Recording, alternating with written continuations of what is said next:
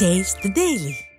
கடலூர் மாவட்டம் சிதம்பரம் பேருந்து நிலைய நுழைவு வாயிலில் கழிவுநீர் தேங்கி நிற்பதால் பயணிகள் கடும் அவதியடைந்து வருகின்றனர்.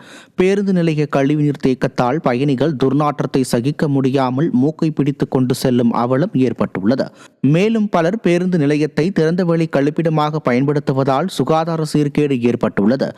பேருந்து நிலையத்தின் இந்த அவலத்திற்கு திரு ஸ்டாலின் அரசு அதிகாரிகளின் அலட்சியமே காரணம் என மக்கள் குற்றம் சாட்டுகின்றனர்.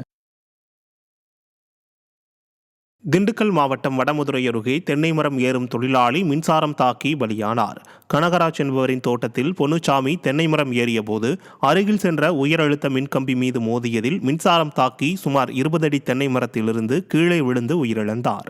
இதையடுத்து உடல் மீட்கப்பட்டு திண்டுக்கல் அரசு மருத்துவமனைக்கு பிரேத பரிசோதனைக்காக அனுப்பி வைக்கப்பட்டது.